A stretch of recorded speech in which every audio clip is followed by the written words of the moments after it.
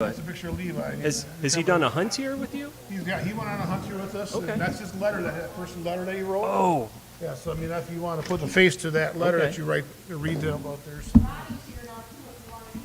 Who? Oh, okay.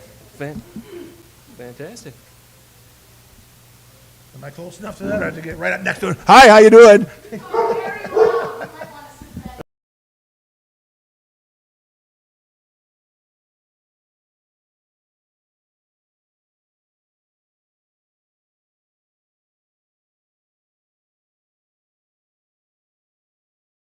Hello, Ron.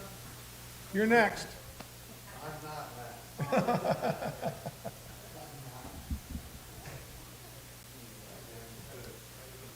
Good afternoon. Welcome to Community Comment, our tribute to veterans today, as we have done for the past dozen or more years.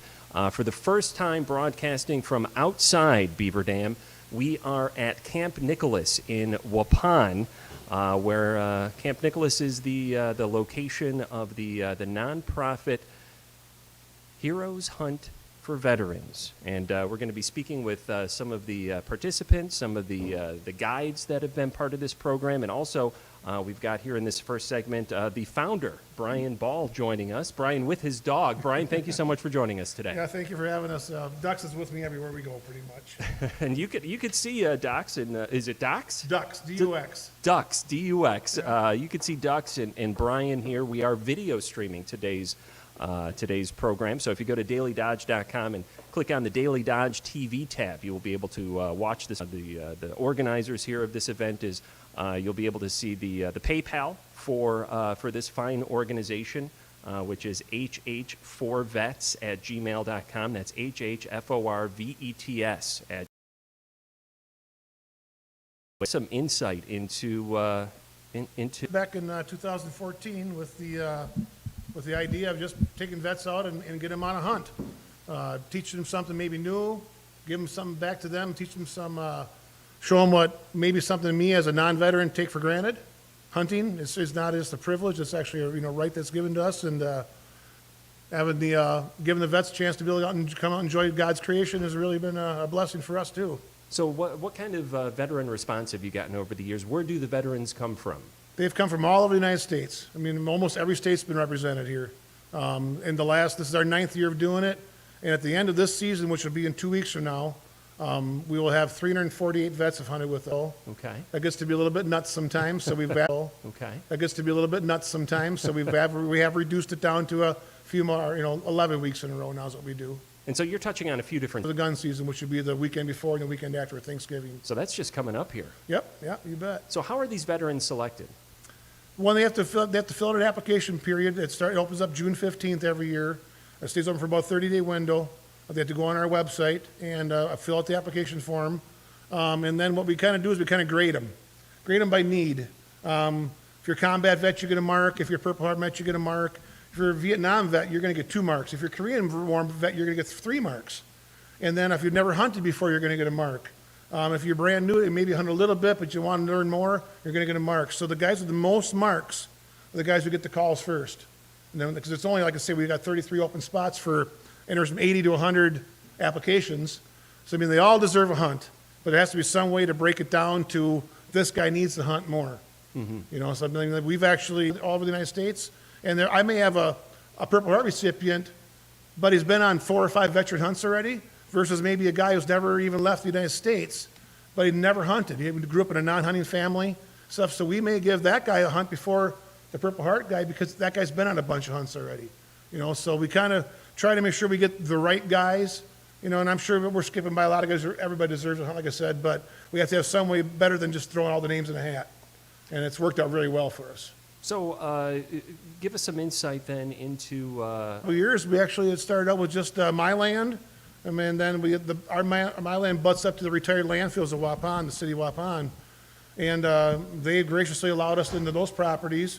Once the word got out, then a couple other farmers stepped up and said, well, no one's hunted my land for years, and as long as you're taking veterans out there, you can have the run of that land.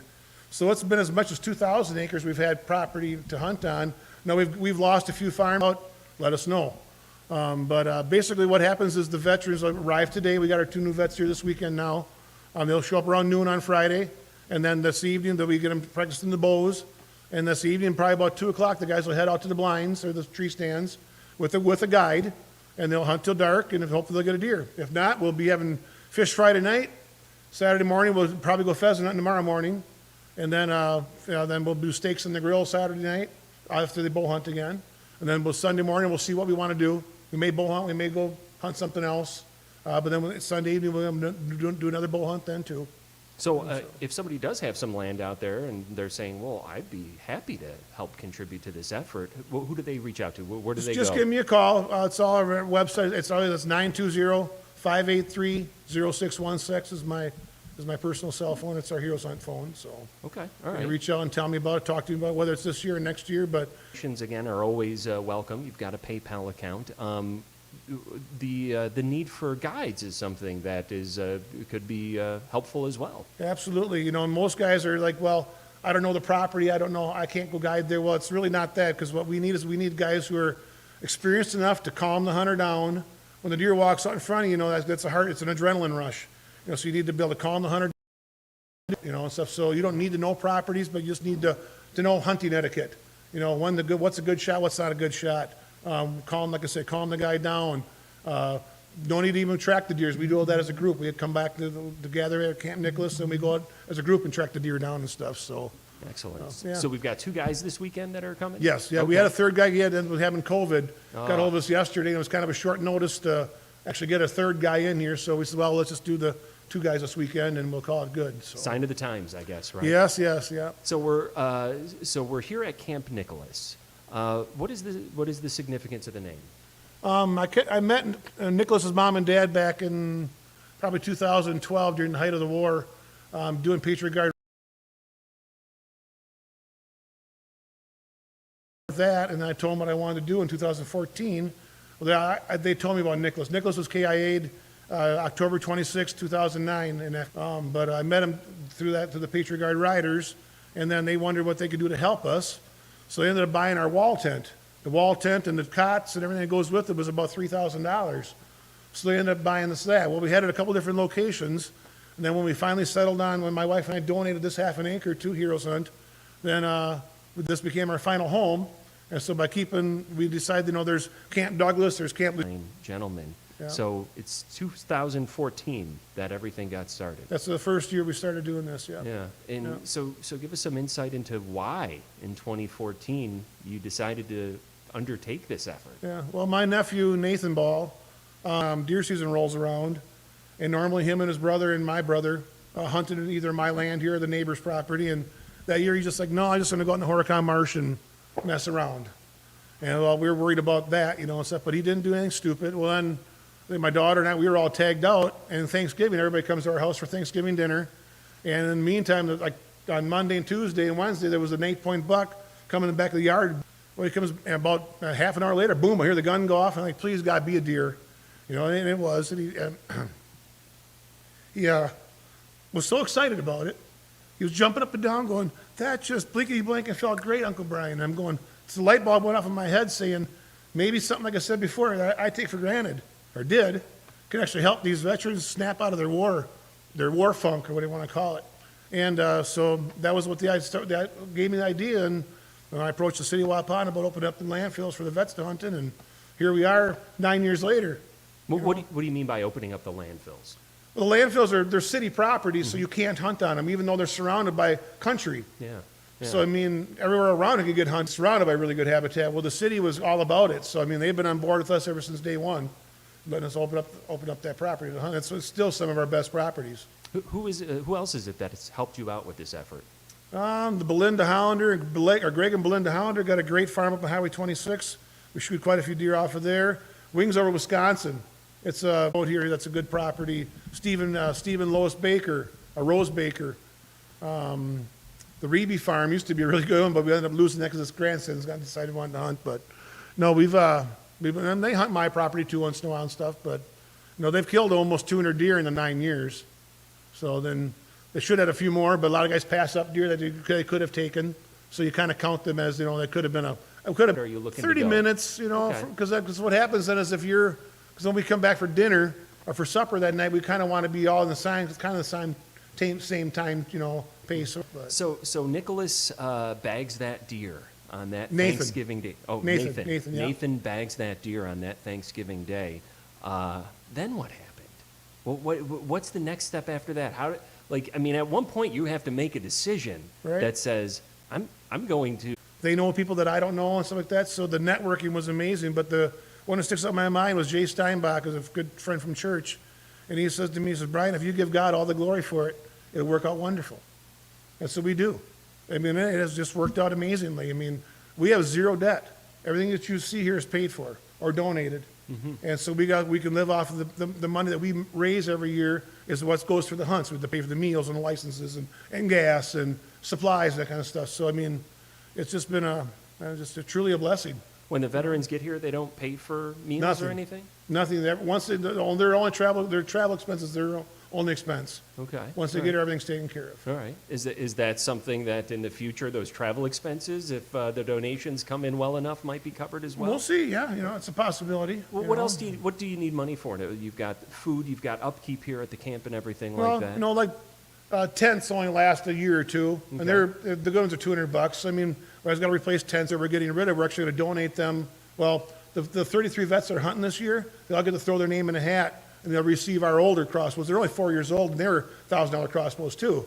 So those guys get a chance of winning those crossbows. We could sell them for a couple $100, but why not give them to a vet? Great. So we spend money on crossbows and arrows and broadheads and food. Like I say, we go through a lot of food. No one goes hungry around here. Would you take in-kind donations of crossbows or? Somebody wants to donate something, we may end up selling it or whatever, but I mean, like holiday food and sport, all the stuff on the table back there, that was full of stuff. They donated, it was all stuff that they didn't need anymore, so guys get to come and just take a big bag of stuff home with them and things, but. So that first year, you didn't have the luxury of all this. No. What was that first year like? It was a little weird. Well, we had 15 guys. Okay. That was our first year, we had 15 kind of, but. How'd you get the word out that first year? We actually used Wounded Warrior Project for about a few weeks. Okay. And then they kind of got funny on us about it because we were putting weapons back in guys' hands and they didn't care for that. So we ended up just word of mouth. Okay. And guys spreading it out. So that's why it was only 15. Well, the very next year we took 65 guys. Wow. That was logistically kind of overbearing a little bit because now you got to find 5 guys for every that again. So the very next year I took 66. There was so many great. Well, what is it that you think happened between year 1 with the 15 and year 2 with the 65? The internet. We Yeah. got our website up and running, overwhelmed with applications and stuff. So now, and we're inside today. Again, if you're watching on Daily Dodge at Daily Dodge TV, what else do we have here? When the veterans come here, what do they see? Well, this is their build. This is their mess hall, meeting room. The bathroom is in here and everything, obviously. But where they sleep, that's deer camp. It's a 14 by cots in there. So I mean, it's very comfortable. But it's deer camp. You got to go to the bathroom at night. You're going to walk out and get cold. I mean, it's just the way it is and stuff. It's kind of the way we were brought up and everything for the deer campus. I mean, it's pretty luxurious, but we do have vets occasionally who can't handle having the tent situation. So then the American Inn Hotel and Suites gives them free rooms Oh, wow. and stuff. So they're always taken very well care of. You also partner with the local restaurants around the community as well, and some of the fine grocery stores that have been good enough to donate to the cause to feed these guys when they get here. Yeah. I mean, Mel's Bar has been one of our standby bars, and the other bar here in Waupun for fish fries, we kind of swatch off back and forth because they're both great. But the Goose Shot, it's closed down now, but they used to give us prime rib dinners every Friday, every Saturday. Piggly Wiggly's been great and getting good prices. Holiday Food and Sports, Ace Hardware, Martin's Ace Hardware has been really good. They're our exclusive firearms dealer. We get all of our guns through them. We get all the archery stuff through Holiday. Excellent. It's kind of split it up a little bit. So, what is that's I guess a positive. Squirrels playing, if you get a deer to come in, cool, watch the deer, and when if he offers you a good shot and you want to take him, make sure, like I said, then my nephew, if he makes your heart pound, take him. So I mean, it's not about just the killing thing, but I think it kind of helps some of these vets realize that this gun or this bow is for fun. It's not for saving my life or my buddy's life anymore. It's for fun. I can enjoy this again and stuff. I had more than one vet tell me that. We get a lot of Vietnam vets because I just got a soft spot in my heart for them, and we had a couple of them. give us big hugs at the end of the weekend until this hunt saved my life. You know, that's what it's about. You know. Save their lives. Yeah. Crossbow, I'm gonna start hunting myself, and this hunt sparked my interest again. I had one guy named Tim Thiers. He's from Manitowoc. He basically slept on the couch all day long after he went to work. His wife went to work, and then when he get up and when she would come home, he would, you know, like that. I've been busy all day. He actually gets these guys out on all these other hunts and stuff too, all over the nation and stuff. So, you know, it's about getting out and seeing neat stuff, and you know, like I said, just enjoying God's creation. So you're not alone in this effort. There are other I Brian Balls and other Heroes Hunt for Veterans. I mean, I couldn't, you know, say enough about the volunteers we got here. Yeah. I mean, there's organizations all over the state, United States that I don't have any clue what they do, how they do it. We got Dave Vogel, who's my secretary. He's one of my best guys around here. He's always here to help, but he actually took the weekend off to go hunting himself this weekend. We got Kenny Durant. He's our guide coordinator. He has to wrangle these guides every weekend. You know, it's a lot of phone calling to try to make sure who can be filled in on Friday, Saturday, Sunday. But then we got Ann. She does a lot of behind the scenes stuff. My dad does a lot of behind the. He's here cleaning up and cleaning dishes and everything. And we got Ronnie over there. Ronnie's a great volunteer too. He was our volunteer of the year last year, and stuff. But so no, it sure ain't not me doing it by myself. And you got Ducks. We always was a veteran. Yes. Is a veteran. Yeah. Dennis. Yeah. Does that have some impact, do you think, on the decisions you've made to invest this much time in your life doing this? Yeah, my grandfather was in World War II, and then Dad was in the service from like 56 to 59, and then but when I him back, but when I saw how Nathan snapped out of it, and he's been much better since, that I think that's what just realized that it's not about me, it's about giving back and. To the Heroes Hunt for Veterans, a couple and within a reasonable amount of distance from Waupun. That's great.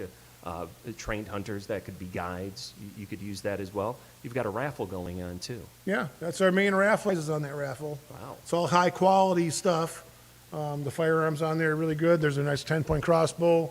There's some fishing trips. Actually, there's 3 fishing trips on there. One was not mentioned. Forgot to put it on there, but Okay. A couple salmon fishing trips to fish in Bay of Green Bay. There's 4 half of pigs on there. And 2 half the pigs are actually from Tim Morath Sr. And that was one of the years we were taking 5 guys. And I said, we are booked. I really love to, but I can't. So the next day, I got a cancellation for this coming weekend. So I called up Tim. I says, hey, and he was, you could tell he was very sick. But his 2 boys who wanted to go on this hunt together, we needed an east wind. 3 guys. We got an east wind that evening. And they got to sit in that blind there, and his dad shot a great big doe. I mean, it kept him alive sit there and watch some birds coming in. I mean, he talked about that for months, his boys told me stuff, And then every year I get out this because he gave me this very special nice one deer with it, so in memory of Tim Morath Sr., but his boys are the ones that donate 2 of them pigs to us every year. How does one get raffle tickets? You can go on our PayPal account, and then we would mail you the stubs, or you can just come stop it here at our Camp Nickolas, or give me a call, and I'll figure out a way to get them to you. Mail me a check, I'll mail you the stubs, like that, or however it works like that. So. You told me quite an interesting story yesterday about the black sands of Iwo Jima. Yeah, I got a chance, sharp as a tack yet, and he lives up in Chippewa Falls, but he's got family in Beaver Dam, so he got to come down and spend a month here. Well, his family got a hold of me and says, hey, Charles loves to fish. Can we bring him fishing? We got this trout pond we bring the guys to over by Randolph. So about 15 years ago with our old, and he says, give this to somebody, it means to somebody. Hang on this, give it to somebody someday it would mean something to. So when I met Charles for the first time, I met him over in Fox Lake before we went fishing. I walked up, hey, thank you for your service. Says, I got this for you. He looks at that since, so he got a tear in his eye, get choked up talking about it, but so he's got it now, so it means something to him. Says, this will stay in my family forever, and stuff, so, yeah. And Brian, in talking to you over, this second now, this opportunity, it's those stories that always seem to hit me the hardest. I think the last time we spoke, you talked about some of the amazing coincidence that had surrounded, I believe it was Nickolas, Nickolas, if I'm not mistaken. Yeah. Something about that, isn't there? Yeah, well, with Nickolas, and he, like I said, he passed away in 2000, same outfit that Nickolas was in, signed up for a hunt, so I gave him a hunt. Well, he drives up here, and we walk him down to the tent, and he comes out, he's kind of all teary-eyed. I said, what's up? And he says, You didn't tell me this is Nick Mueller's camp.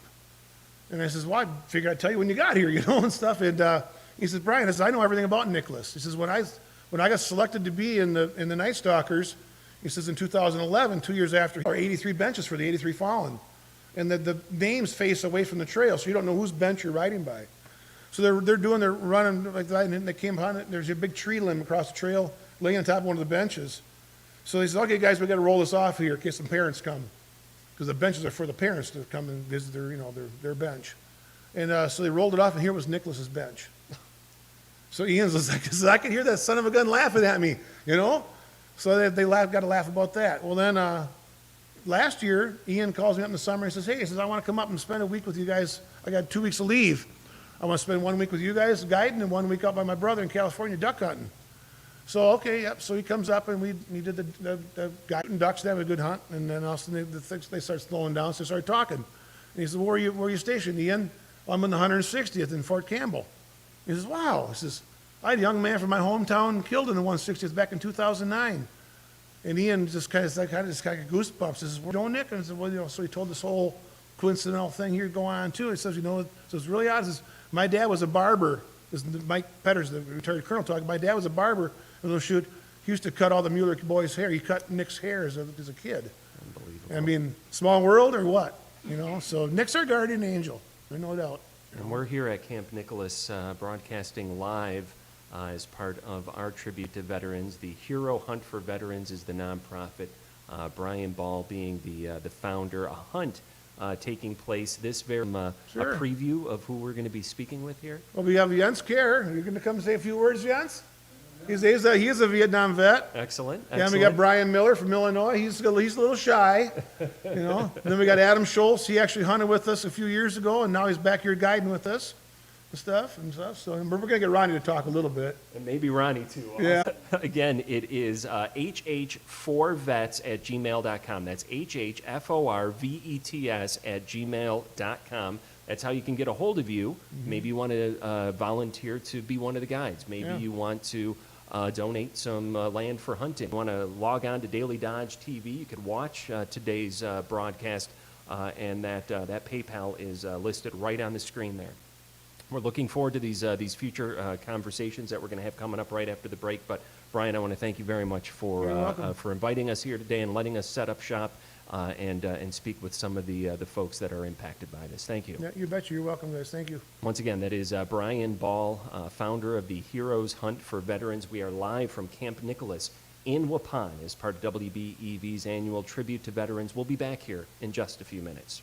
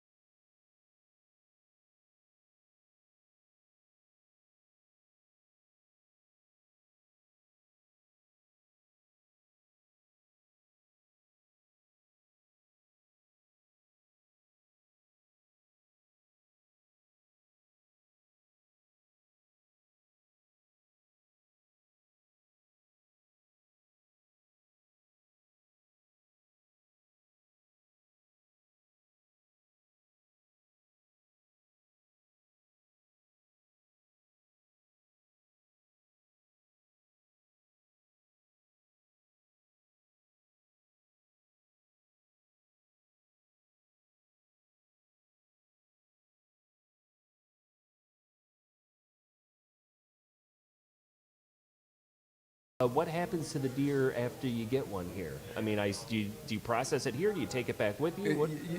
I found out, and it must be just something recently.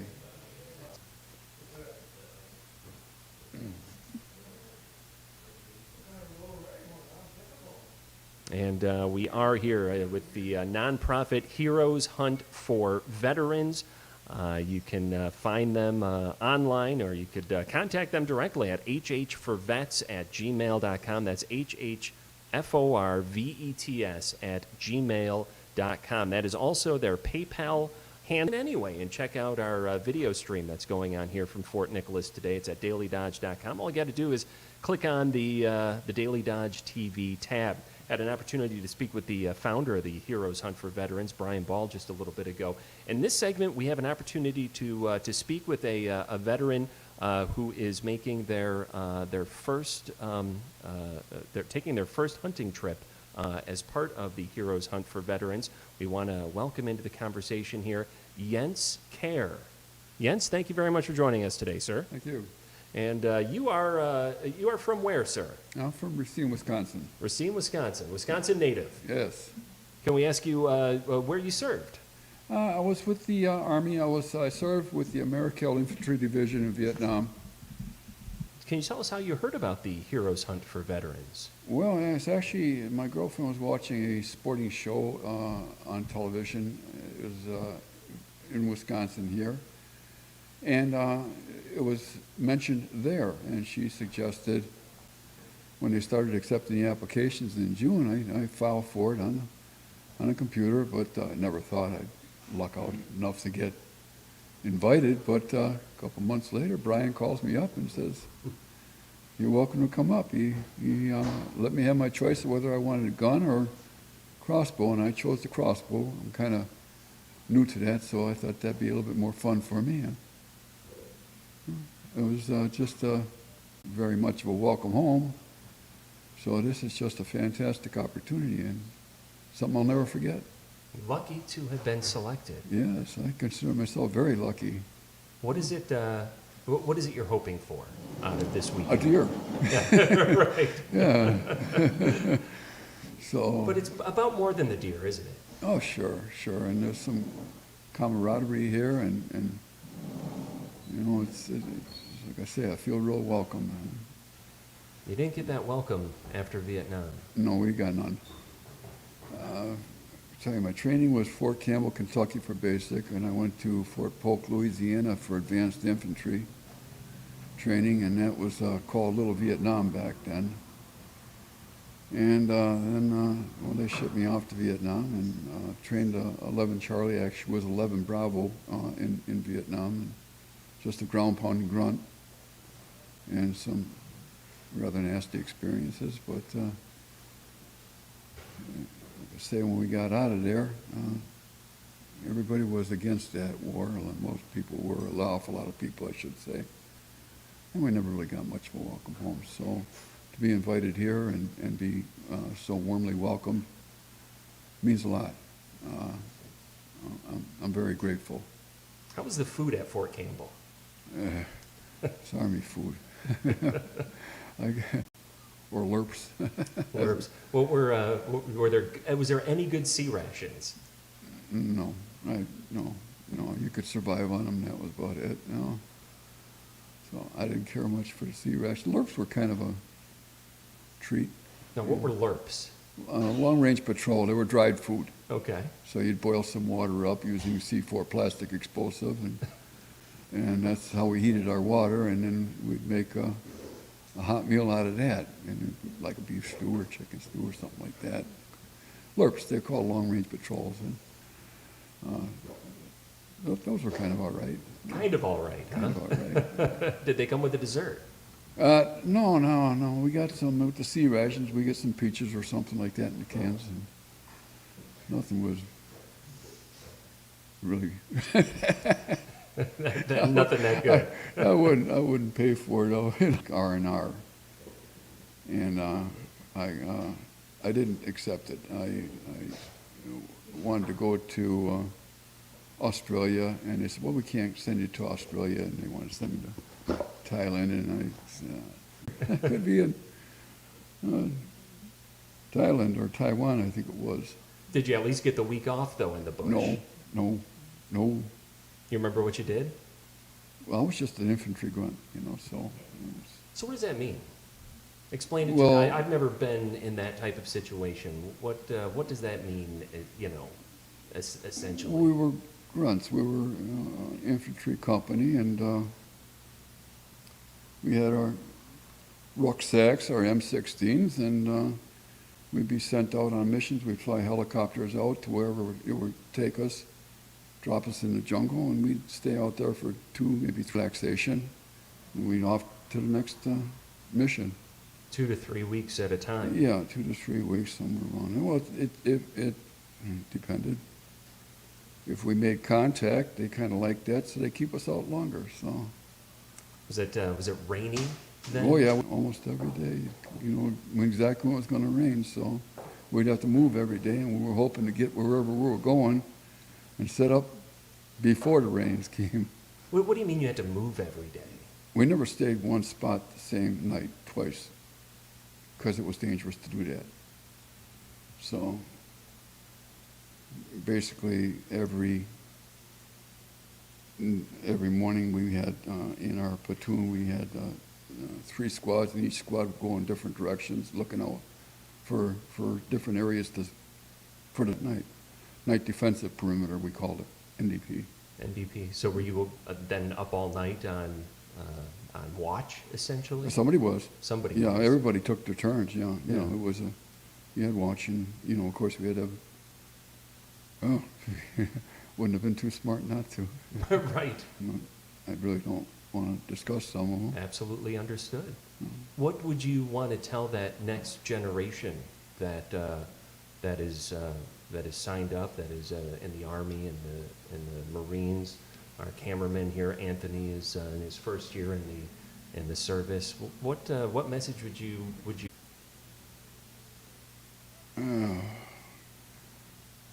I really don't know what to say, to get involved with different groups, and also the VA hospital in Milwaukee has been taking very good care of me as far as care, and Great. I'm very happy with the care I receive from them. So these servicemen that are in now, get involved with different veterans groups and stuff, and you always have somebody to talk to then, because there's some issues sometimes. I bet. Yeah. Are you part of the Legion? I am a lifetime member of the VFW, but most of my involvement has been with through the hospital in Milwaukee. What do you do there? We go to group meetings and stuff and Okay. discuss, and different, fellow Vietnam vets. My group is all Vietnam vets, and it's nice to have somebody that has been through. Yeah, I couldn't wait to tell them. What did they say? Guess what? Oh, that's great. Is that the type of thing you think some of your friends from there might sign up for the? Possibly. We have a couple of guys there that like to go hunting, and so yeah, I hope they do. So you've this is not your first time hunting, but you don't bow hunt very often. Well, I just got involved with the crossbow thing, so this is special. Typically a gun deer hunt for Yes, you. I've been hunting. When did you start hunting? Oh, I think the first time I went gun hunting was I was 15. 14 or 15? 15, yeah. What did that mean to you then? What mean? Hunting, getting out there. Well, prior to that, I mean, I was always out rabbit hunting or pheasant hunting, or shooting in my backyard or in my basement, so Sure. I was really involved with, I love firearms. And Has that been a regular opportunity in your life that you've taken advantage of hunting? well, up until the first year I got out of Vietnam, I went and it wasn't having any fun anymore. I wasn't, I went to a public land, and, opening season, opening day was gunshots all over, and I was hitting the ground, and I finally said, hey, I'll go back to the camper and you guys hunt. So I left it alone for a while. But, Having that same experience. get involved with groups. Yeah, Get involved with groups. yeah. Check with the VA. and hospital, and there's groups there for you to talk to, people to talk to. Maybe It makes a big difference. did for You're not you. alone, you know. Thank you. Maybe check out the Heroes Hunt for Veterans. Yes, absolutely. I didn't know about it until my girlfriend seen it on television, and well, give it a shot, see what happens. Now you're about, not even an hour away, you're about 40 minutes away Right, it from, took me an hour. going Well, out. it took me an hour and a half to get up here, so it was kind of nice. So, So you didn't spend the night last night? no. Okay. I just got up here this morning. Are you looking forward to the digs over here? Spending the night in the tent? Yeah, that was kind of a, well, this looks familiar. Smells better. Smells better. Any big plans for dinner this weekend? You got steak lined up for him, Ryan? Fish Friday night, and, what kind of steaks we got, Ryan? T-bones? T-bone. T-bones tomorrow? New York strip. Oh, New York See, strip, excuse me. we're just being treated so well here. It's unbelievable. So it really means a lot. What do you want to say to these guys that are Thank doing you. this? Thank you very much. I very much appreciate it. Something I'll never forget. You're very welcome. Well, thank you very much for spending some time with me this afternoon, and thank you again for your service. Well, thank you. Once again, from Racine, that is Jens Kerr, Vietnam veteran, 1970-1971. You're listening to our tribute to veterans here on WBEV. A reminder that the same way you could reach out to this organization is the same way that you can make a PayPal donation. It is hh4vets@gmail.com. That's hhforvets@gmail.com. When we return, I believe we're going to be speaking with a guide in a few minutes.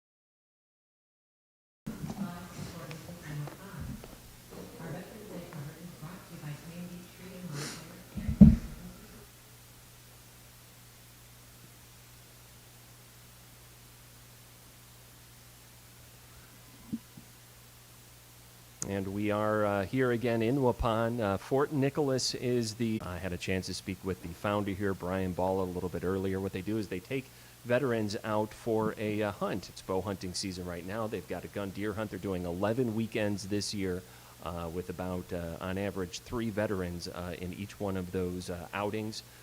The best way to get a hold of them is hh4vets@gmail.com.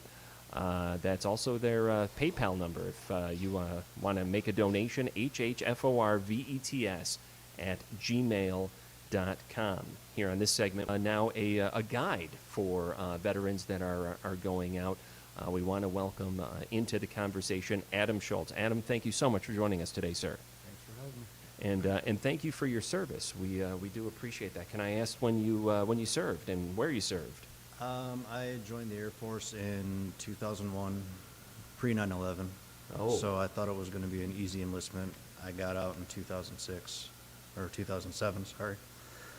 And then I worked as a contractor for a few years. So basically doing the same job I was doing, just on the civilian side. Ah, okay. So- And you served in Iraq? Yes, I did one tour of Iraq in 2005 through 2006, or through the beginning of 2006, at Balad Air Base. And at Balad Air Base? Yes. What was what was it that you were doing there? While I was there, we took care of, I worked heavy planes on the C-5 and C-17. So it was cargo, bringing in cargo, refueling. Nobody wanted to break there, I think. But yeah, cargo, medevacs, and we also sent home, unfortunately, those that were killed in action. So it was definitely a hectic time, I suppose. So And you've got now some time since then, and it seems that you've spent that time volunteering for veterans groups. yeah, I like being around like-minded people. I suppose people who have experienced the same thing, even people who haven't. You know, if they want to help vets, or they sign the dotted line, you know, they're having issues, I'd like to help them. You know, they need something. If they just want to get out, talk, whatever. So one of the ways that you've done that, you discovered. How did you come across the Heroes Hunt for Veterans? Well, I am a member of Combat Vets Motorcycle Association, and there is a group of us within our chapter that do a lot of hunting. And it was actually through one of them, or a couple of them actually. One guides here sometimes. Another guy has been a participant here. He said, "Hey, this hunt's coming up. Sign up for it." So it was last year, you know, last spring. They're like, "Yeah, sign up for it. See if you get it." And I signed up, and I think August, September, Brian called me and said, "Hey, you want to hunt?" I'm like, "Absolutely, let's do it." So Now, were you much into hunting before this event? yes and no. It's something I've always been interested in. Okay. As a kid, I did it a lot, All right. and then teenage years until probably 4 or 5 years ago, I didn't do it too much.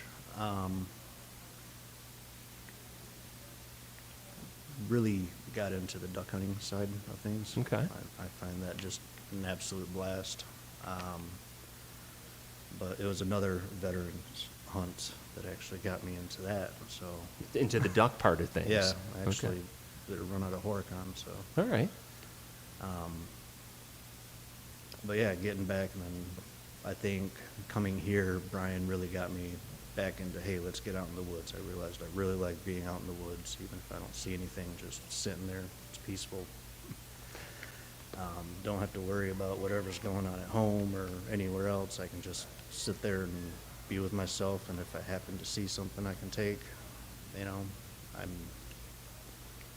as odd as it is, I tell my wife, I don't actually like killing the animals, but I do find it a necessity. Sure. You know, we want the meat.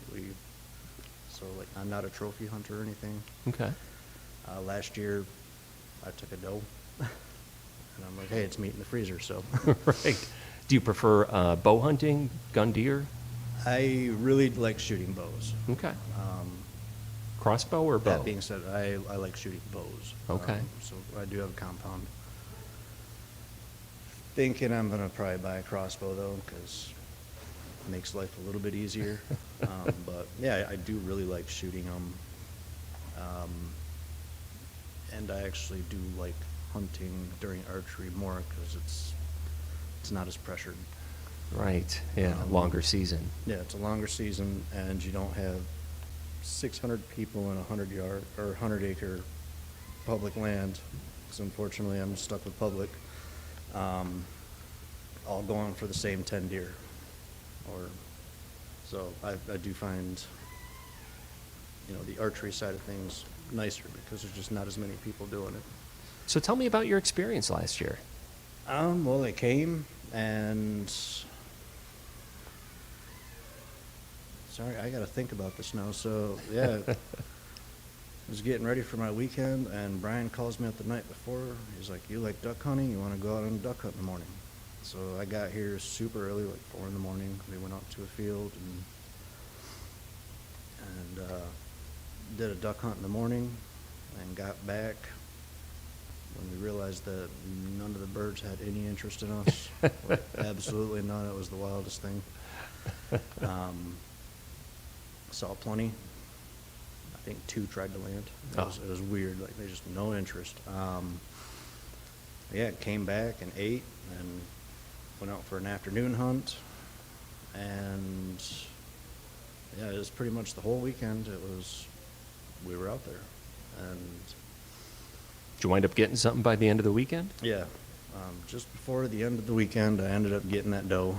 So I was getting pretty desperate.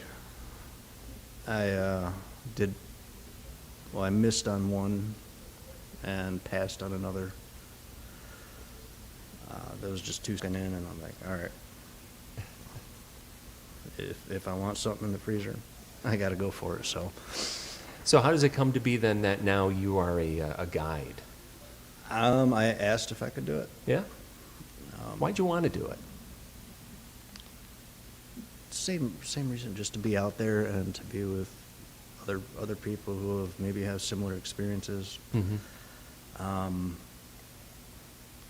So I can learn more myself, teach what I can. If someone is very, very new, like I'm hardly the best hunter, but I think I could offer something.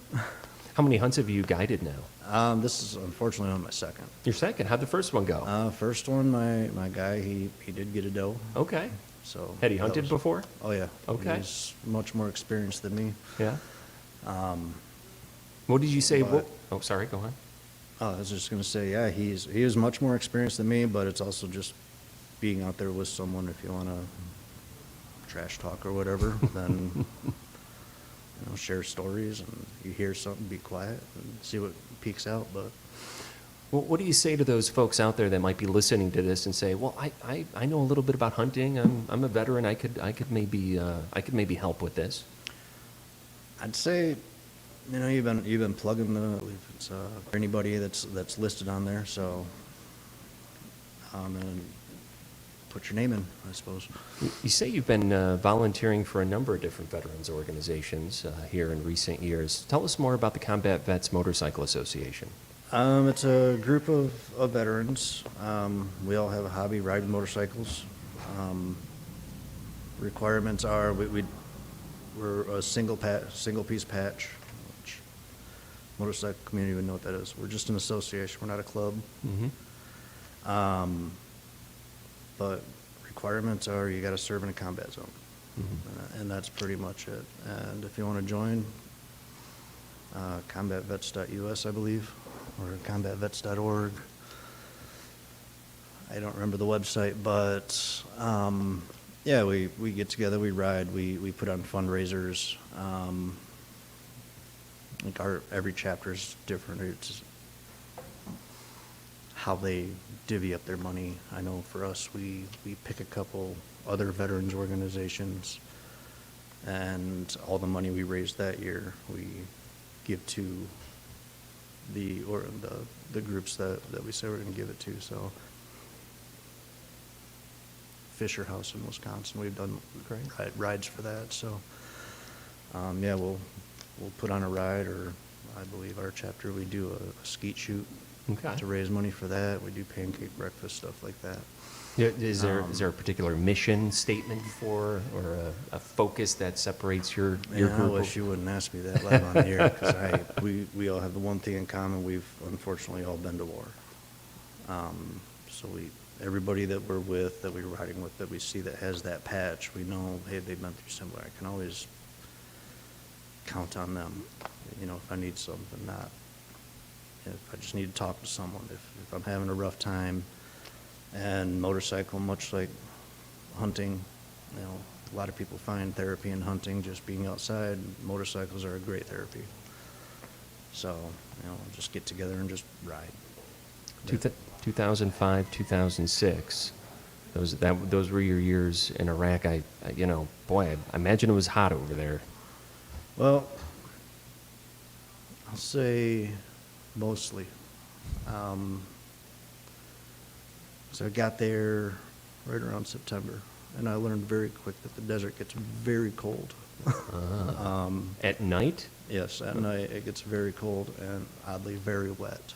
Oh. So that wet with that cold, it's a pretty miserable time at night, and I worked a lot of night shifts. So. What were you doing at night? Yeah, just we'd always have cargo coming in. We'd always have medevacs that need to go out. Need to move equipment from one base to another. The C5 will move anything that the military has. It'll move it. One night I remember I was on the ramp for 8 hours while they were loading up Apaches into one of my planes. Oh. It's a very slow process, but even moving other aircraft to other places, it's slow. But Now, it needs to get done. So what's the C5? it's the largest plane we have in our fleet. Okay. It's now it's older, I believe. Came out, was designed in the 50s. Okay. But yeah, it's about the length of a football field. Massive cargo hold. It'll hold 2 Abrams tanks. It'll hold 6 Apaches. I can't even. I've been married to my wife for 7 years now, and I try to explain how big this plane is, and I can't. It's just a massive plane. So. And so you find yourself there 8 hours as they're loading Apaches on. What is your specific job? What is it you're specifically doing at this point? Well, my specific job while they're loading was just,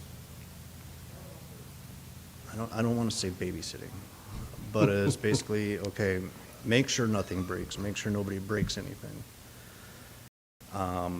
If something breaks, find a quick fix if I can. So if they rip out a comm cable, communication cable or something, find a way to fix that. So what kind of device? Any- Sorry. Oh, I was going to say, like any pallets of cargo, I would actually get on and just help them push off. Okay. Actual physical yes. labor. Yeah. Yeah. We'd actually have to push cargoes of boxes or pallets of boxes and stuff off, and we have loaders for that, so it's not a very hard job, but you want to get the planes out as quick as possible because they are a big target. I believe the top of the tail to the ground is 6 stories on the C5. Oh, wow. So it's a very tall plane. So you can see that from the outside, and at that time, insurgents were basically, hey, I'll give you money if you just lob these mortars at the base. Don't care if it hits, just do it. So the insurgents would actually hire on the locals with good money, to do it. So it was always a target. So we'd always. Wow, so the insurgents would pay some of the local people that were there to literally lob mortar shells Yep. into your base Yep. where you And were they'd miss stationed. most of the time. What's that? They'd miss a lot because the Soviets were down there, and so they either wouldn't go off or they'd miss, and every once in a while they get lucky though. And what does that mean, they get lucky? What Every kind once of in a damage? while, they would lob one and it would hit trailers we had up. Unfortunately, sometimes people were in those tents and trailers. So one time we had a rocket hit our building. Luckily, it didn't go off, but I looked your stomach tickle a little bit, and you're going, yeah, let's get out of here. And they'd come, and EOD would clear it out, and hairy. So, What was it you were doing at the time there in that building? well, we didn't always have planes coming in. So Okay. if we had a break, we'd just go. And they, during the day, they would try to limit the big aircraft. Limit. Limit how many come in. Okay. And then if we had sandstorms or anything, planes can't fly on that. Right. And we definitely got a few sandstorms, so there were Right. days where you're just sitting around waiting for the air to clear. So is a sandstorm essentially a break then for everybody? Well, it was a break for us. It was a break for you. But it didn't stop people from trying to kill other people either, so. That didn't stop the mortar attacks from the locals being paid by the insurgents. But any time that we had to worry about it, so, but I know it happened. Was there so. always a tension?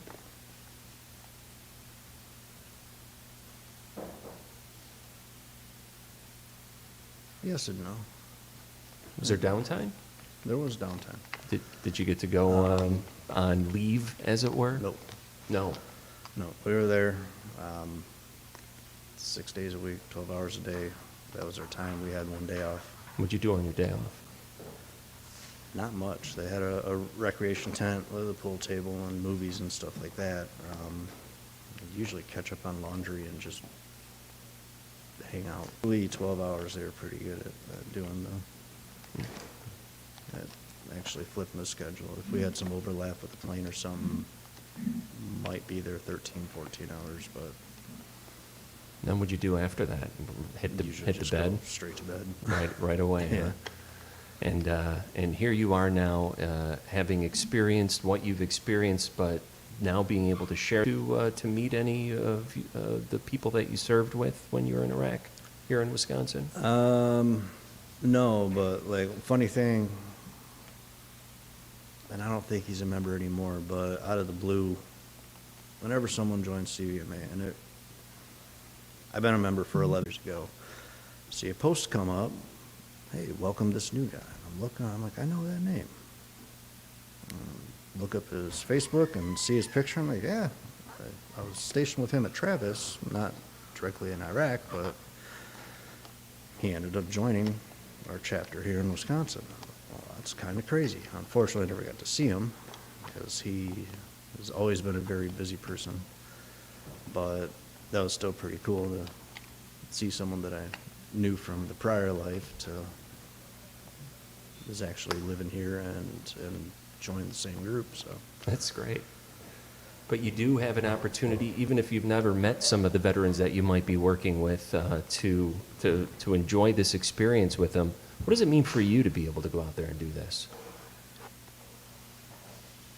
give a vet a good experience during their hunt this weekend. You know, if they want to talk to me, cool. If they want me to sit there and shut up, I'll do that too. You know, if they just want just to make myself available. And for me, it gets me outside. It gets me around other vets, which helps clear my head sometimes. And like I said earlier, I love being outside, especially around this time of year. Although I'm not a big fan of the cold, but so yeah, I just find it a dual purpose. You know, just do what I can to make sure they have a good time, and if we get a deer, awesome. So we got about 10 minutes before the hunt gets underway here, and where do you go right after this? What's the immediate plan?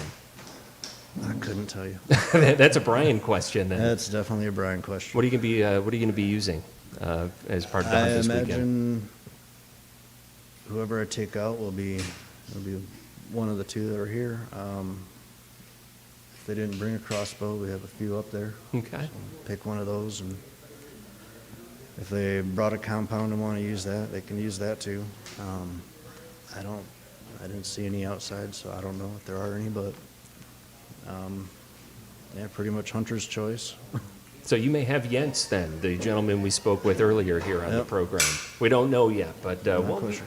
we do wish you the a good time this weekend. And again, we thank you so much for your service, and thank you for spending some time with us this afternoon. Yeah, no problem. Thanks. Once again, this is Adam Schultz from Beaver Dam via California, Michigan, Sun Prairie.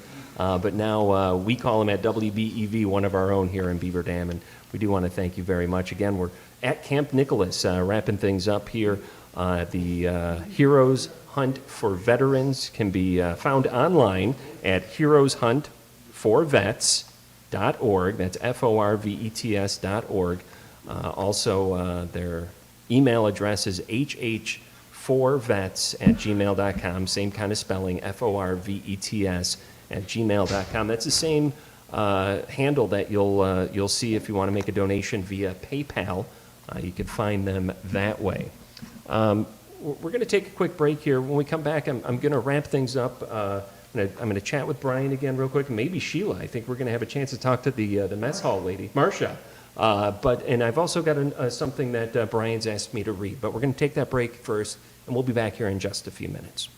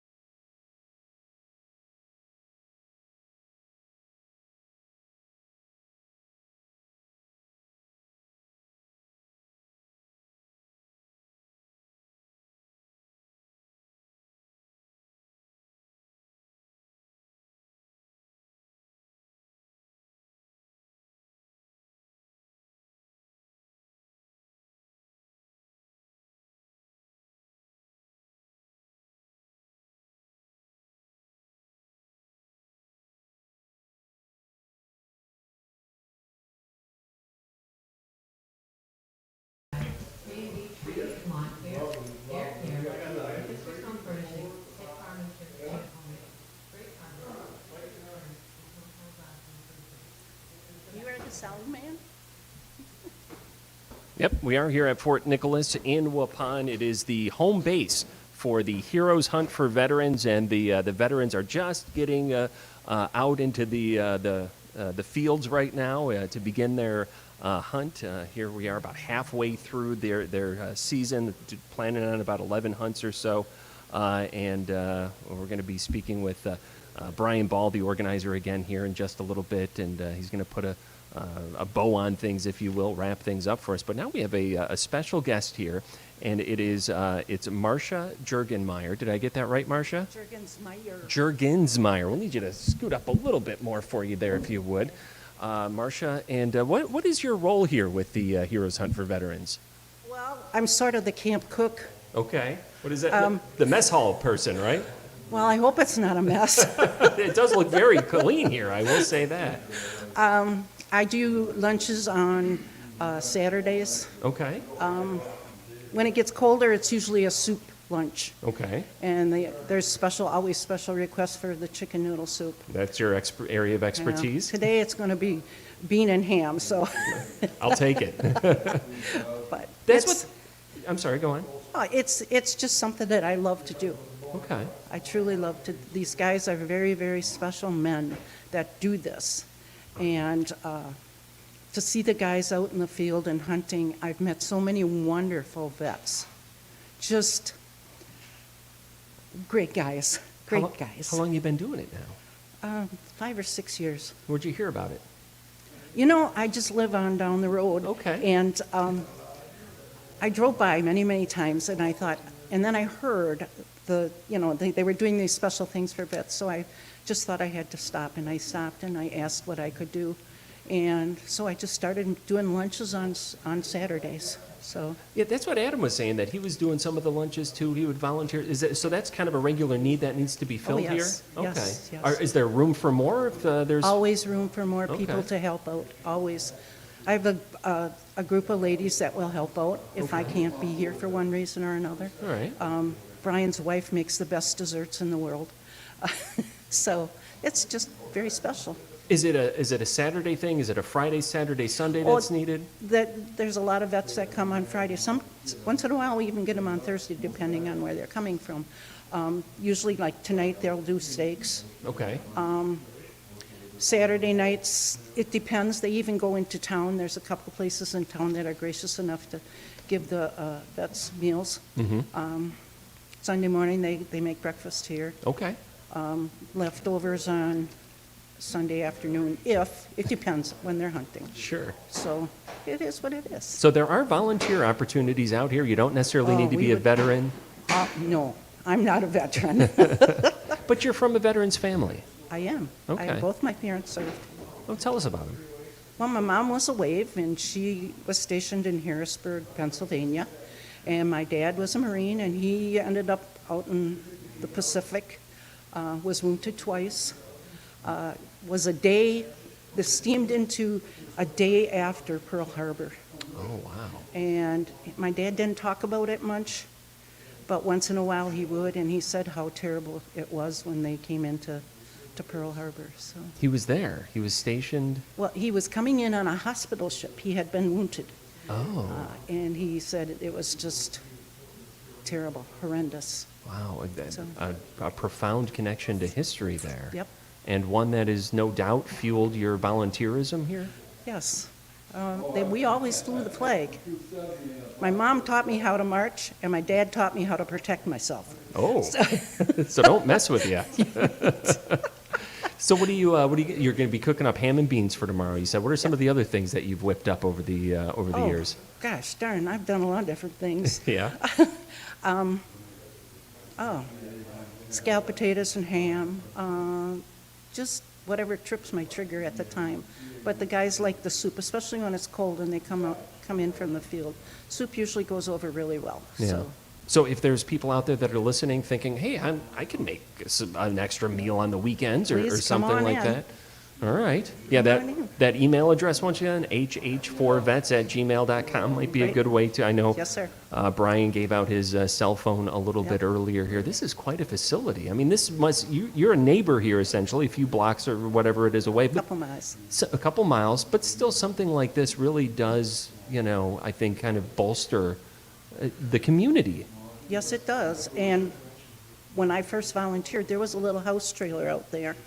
And I had this tiny little kitchen, and that's where we started out, and now we have this.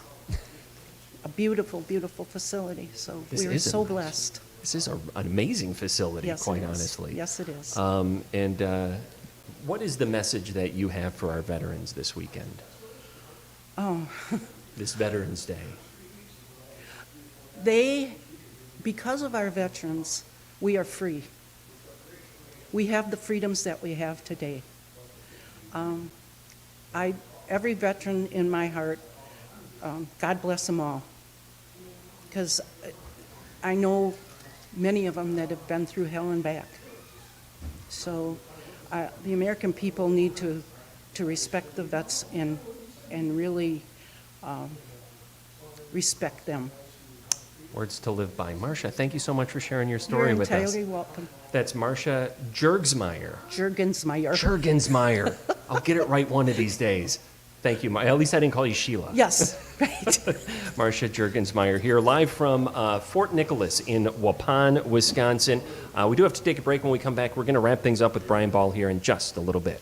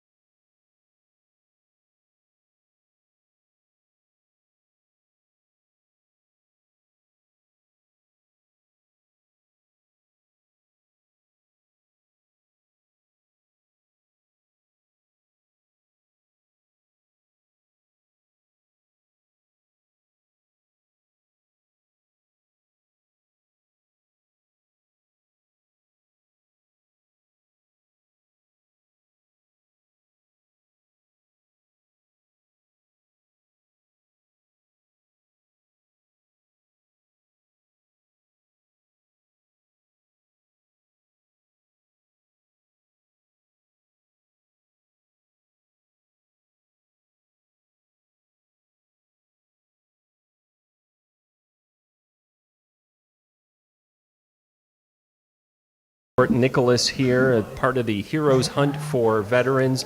Me alongside Ducks, the dog here. That's Brian Ball's dog. Brian Ball, the founder of the Heroes Hunt for Veterans. Not just for the veterans as they've done every day, 11, 12, 15 times a year since, was it 2014? So, yep, we started 2014. Thank you for being so hospitable to us today. Brian, you've asked me to read a letter from one Levi Koski. Correct. Can you kind of set the stage for this? Who is Levi?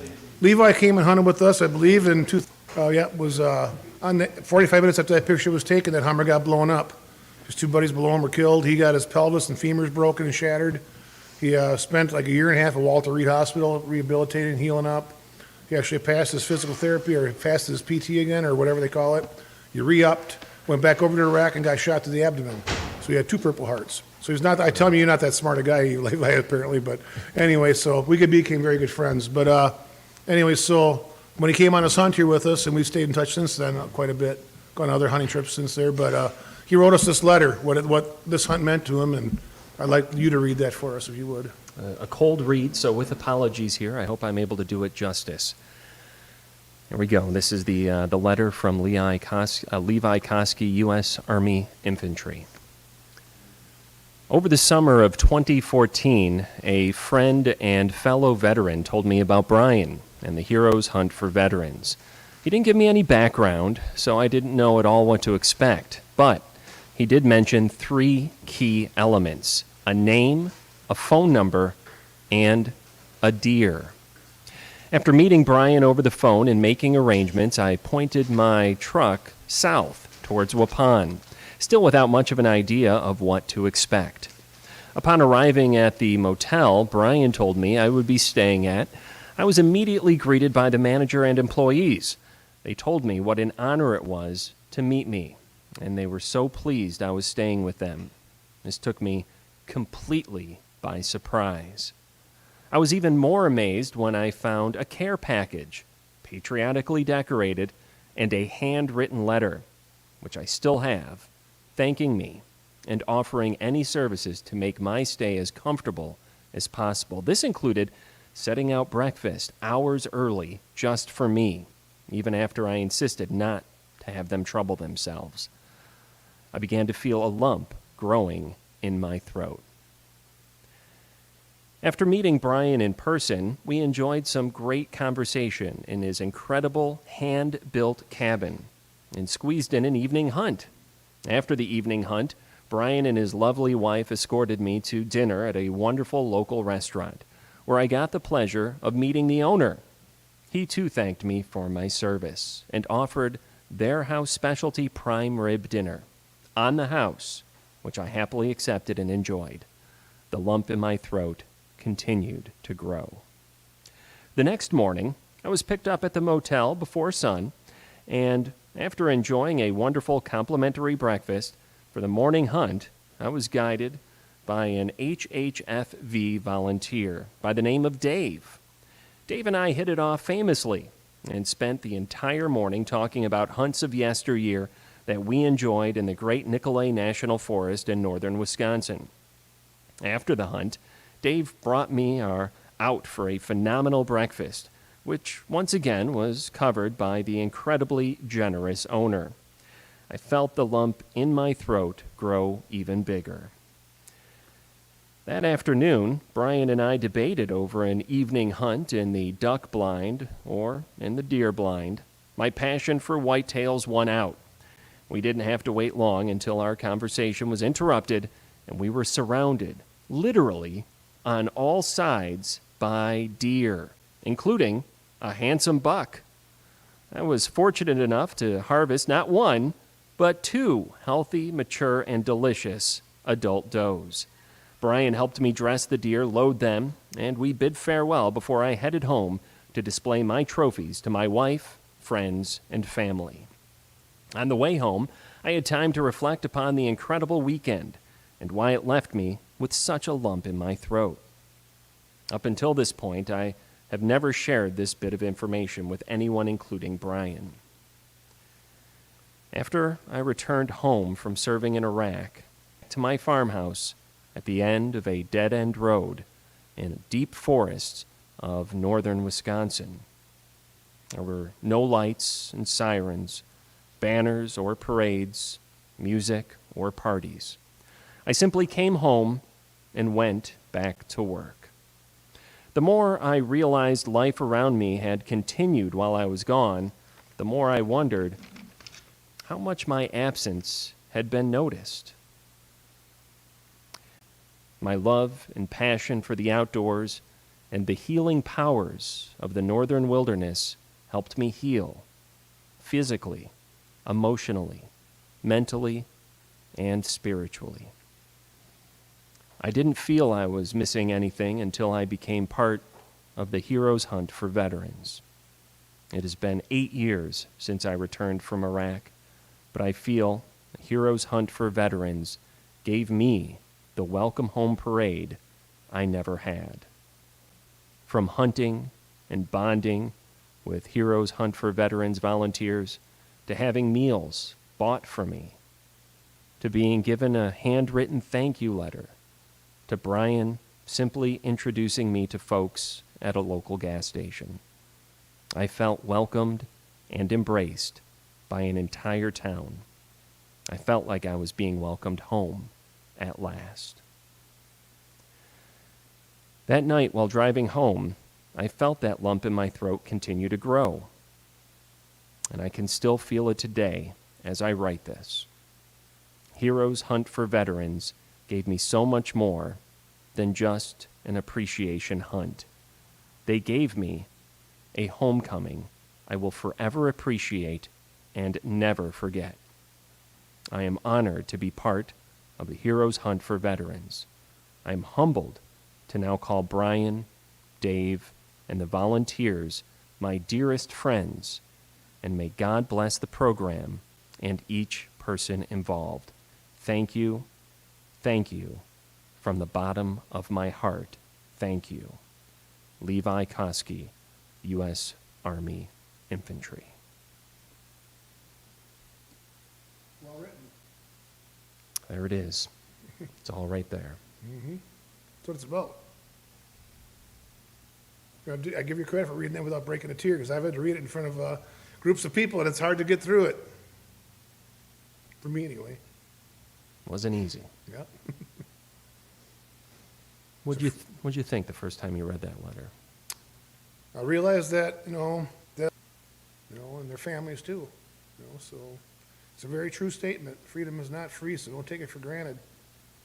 Because it's only these guys that did that and gals, that give us that freedom that we're able to choose and do what we want to do. Freedom isn't free. Everything's about me, me, me nowadays. It's hard to watch the nation go the direction we're going. And I just know that God's in control and it'll be all right in the end, but I feel bad for the kids coming up in this world right now. It's not the world we grew up in. What can make it different? I don't know. Stand at attention, salute, be proud of the flag. Don't be ashamed of it, and follow all these athletes who think it's terrible to say the Pledge of Allegiance, or, when we were in grade school, we had to say the Pledge of Allegiance every morning. We honored the flag and stuff, and nowadays it seems like people just, want to burn it and trample it and everything, and it's just not right. So what can change it? I don't know. Well, probably only God. Me, me, me. Absolutely. There's that mentality. How much time do you personally spend on this passion of yours, this nonprofit organization? A lot. It's like a full-time job. It's like a full-time job. Oh, yeah.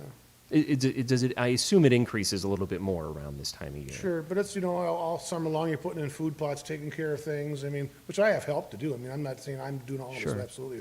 There's, like I say, a good group of volunteers, but it takes a lot. It's almost a year long. You're either raising funds or you're taking care of things that need to be done. It's hundreds and hundreds of hours. The time that me and the volunteers got put in this building is, we did all the interior ourselves and everything and stuff, but it's well worth it. When we got veterans like this coming here and, they come and they go, wow, look at this, and it's for them. It's Our motto is to put smiles on veterans' faces, and that's what we're trying to do. So, we've talked throughout the program. I asked you what you needed, like what can we help you promote, and you let me know about the land. We could always use a little bit of extra land in the greater Waupun area. You mentioned guides, which the guides would help take the veterans out. They have experience hunting. Did the guides have to be veterans? No, No, okay. absolutely not, no. So you mentioned that. You got the PayPal. Again, that's hh4vets@gmail.com. It's another good way to get a hold of you as well. It is on the screen of the video stream that's going on right now at Daily Dodge Television. But, that was all you mentioned. Then I got here today, and we had a wonderful opportunity to meet Marcia Juergensmeyer. Close enough. I'm getting Well, here's closer. another character here. This is one of our old guides here. You might want to talk to Bill. I'd love to talk to Bill. This is Bill Wester. Come on over here. Before we talk to Bill, though, Yeah. so you left out the part about volunteering for food and everything. What other kind of volunteers are you need volunteers here on the grounds? You need people to mow the lawn, shovel. If they could like us on Facebook, then they'll see stuff like when we in the Okay. spring cleanup time. We do things that we're going to be doing as a group, whatever. There's always like the spring cleanup, summer cleanup, fall check of the stands. We have to check everything over because we have like 18 stands and 5 or 6 ground blinds that need to be cleaned out every year for the mouse, turds and that kind of stuff. So you got to clean them out every year, keep them nice and everything. So there's always things to do. But if you like us on Facebook, you'll see all the notifications that come through for that and stuff. But Okay, so there's more that needs to be done Oh, yeah. from a volunteer basis. Obviously, money always helps, and that's Yeah, always a good yeah. thing. But that that good old fashioned elbow grease Right, is there's no substitute for that. right, yeah. So it was Bill. This is Bill Westra. Bill Westra, He's been yeah. guiding with us for many, many years, and glad to have him back again today. Bill Glad to Westra. be here. How you doing today, Bill I'm Westra? great, thank you. Where are you from, Bill Westra? I live in Friesland. You're Friesland. Oh, so Yeah. you made the trip here. I did. From Waupun. Very good. It's good to see you here. And what is your role here with this organization? I've been guiding for, pretty much since Brian started the program. So, I enjoy it. It's good people, and it's a lot of, it's my fix now. I don't bow hunt much anymore, and it's my fix. Okay. So what is it that you do when you take these men and women out? Just take them out to stand and sit with them. Yeah. It's more, if they want to talk, I talk. If they don't, if they just want to sit there and hang out in the woods, that's cool too, whatever they want to do. How long you It's been all- doing it? 8 years probably, almost Oh, 9, yeah. Okay. Yeah. All right. That's He's one of our first guides, one of the first guides. Yeah. I was at my buddy's place, and Brian put an ad in the newspaper looking for places to hunt. And a Harley pulls, I'm at my buddy's place, and this Harley pulls in. His wife's in the back, and the dog's sitting in the chair. And I'm like, I don't know who that is, but I Sidecar. like, in the sidecar. I said, I don't know who that is, but I like him already. And the rest is history. Went from there, yeah. So, yeah. So how many veterans would you say it's been since you started? 30, 40, 50, I don't know. There's been a healthy chunk. Almost 350 vets have hunted here, and he gives at least 3-4 weekends every year. Okay. know, And so- now, are you a veteran yourself? No, I'm not. Okay. I'm an ex-cop. Okay. But I've always wanted to give back, and it's a good fit all around. Well, thank you for your service in protecting Yeah. our streets. That is certainly appreciated. And giving back, though. Now, it's really this kind of giving back part. What is it like, for a volunteer? Maybe there's somebody out there that's listening right now thinking, well, I know how to hunt. I'm in the Waupun area. I've hunted around in some of this public land over here before, or even if you haven't, I know, Brian, you said it's not necessary for that or anything like that. Well, what is your message to those folks who may be thinking about that? It's a great experience, and it's not even about the hunting. It's about the guys, and you meet the neatest people in the world. You really do. They're just all good guys, and just really good experience. Yeah. How long you been hunting? Did I ask All you my that already? life. All your life. Yeah, all What do you bow, crossbow, muzzle bow. I loader? used to bow hunt a lot. Pheasants. I got German short hairs. I'm more of a pheasant, a bird Okay. guy, but yeah, it's all good. Is it mostly deer here, or are you? You talk about fishing. You talk about Yeah. ducks on occasion. I'm hearing. So We used to every weekend bring the guys out to Roosters Run Pheasant Farm. Okay. By Atwater, Wisconsin here, and then that's where ducks cut his teeth on pheasants, and Bill would bring his short hairs out there, but then now Fortunately, Rod is sick, so we can't go there anymore, but we do a little bit of pheasant out by Jim Pfeiffer's Outback Pheasant Farm. Okay. But now, like in this last 2 weekends, we were concentrating mostly on the deer because the rut's going on, and we're probably gonna go pheasant hunting tomorrow or Sunday. Okay. Because the rut's kind of, well, it's still going on, but, but no, we used to do a lot of duck hunting. The ducks and geese aren't here like they used to be either. Oh. We used to shoot 100 geese a year, and we haven't shot any this year. We've only gone out once. It's Well, just the birds are not here like they used to. you got too many of them. You've been too successful, Yeah, it I guess sounds we like. finished them all off. I know. Well, there's a lot of different reasons, but I don't know Yeah. if any of them are right or not. So what's the biggest challenge, would you say, when you take somebody out? Seeing where the guy's at, like I said, they're all different. If they want to talk, let them talk. If they don't, just sit there with them. It's all, yeah. They're all different, and it's all different experience, but it's all good. Veterans, there are some veterans out there that have never hunted before. Absolutely, absolutely. We've had beginners here, and we've had guys that are very experienced, and they're all different that way, but, yeah, you just play that by ear. So what do you tell that beginning hunter? What is the advice? What is Breathe. the lesson there? Remember to breathe. Yeah, you just talk to them, and if an animal is coming in, you just tell them, okay, take your time. You just kind of talk them through it, and it's all good. Yeah. Are you- Believe me, the adrenaline gets going. When you got a deer walking Yeah. in on you, especially if you're inexperienced, that's here it comes. I mean, it's easy to start getting the buck fever. It's real, whether it's a doe or buck. I mean, it can happen to you, and the guys are there like, hey, come on, remember to breathe, stuff, and it helps. So.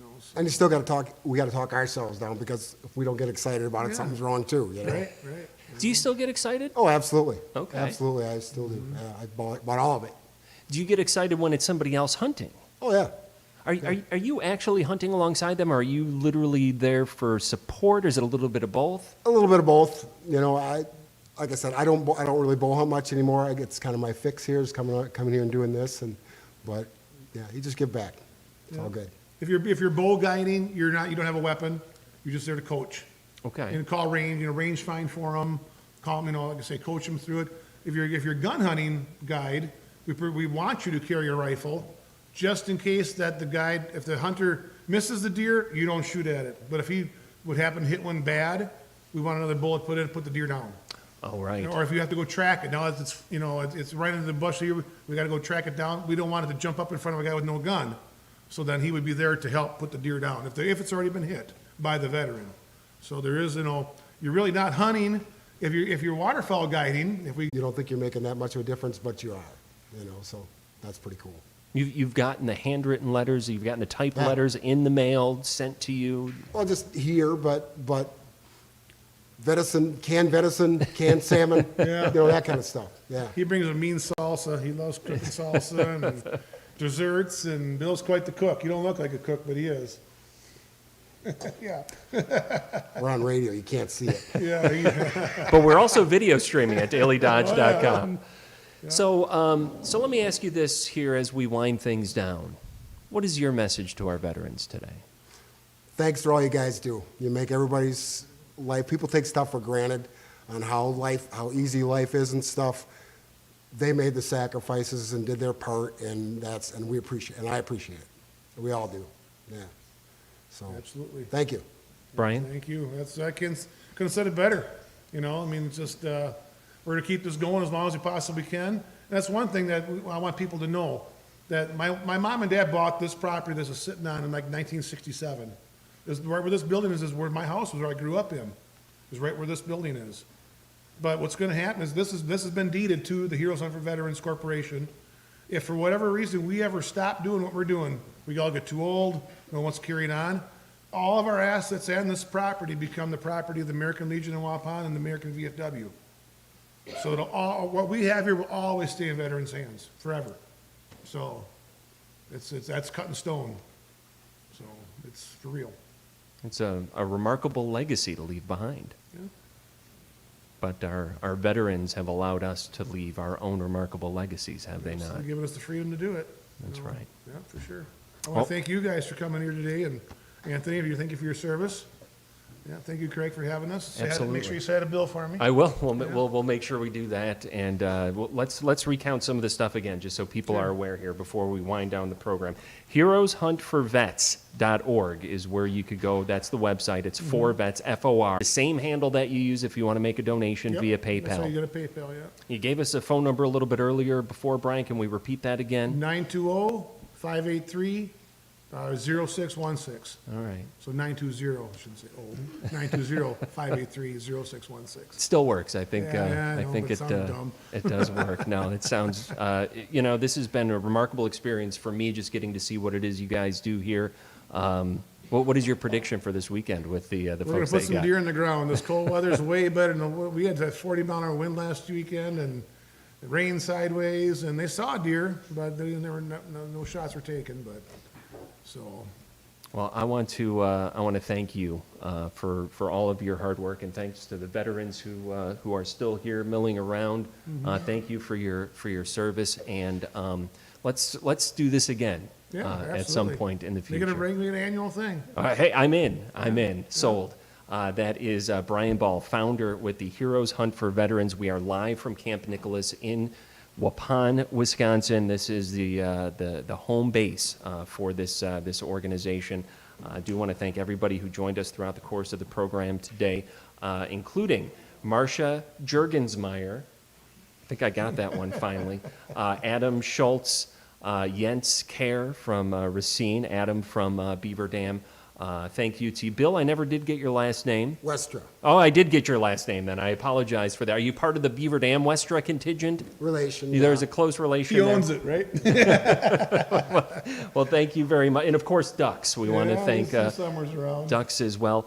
Our thanks to Anthony Kinsey. And yes, Anthony, thank you for your service. Anthony running camera for us here today. A reminder, you can go to our website. You can post this video to your social media. You could watch this here after the fact. Also want to thank L.A. Bass for pushing the buttons alongside T2 Tribute to Veterans. A thank you to all of our veterans out there. Absolutely. Very good. That's a wrap. We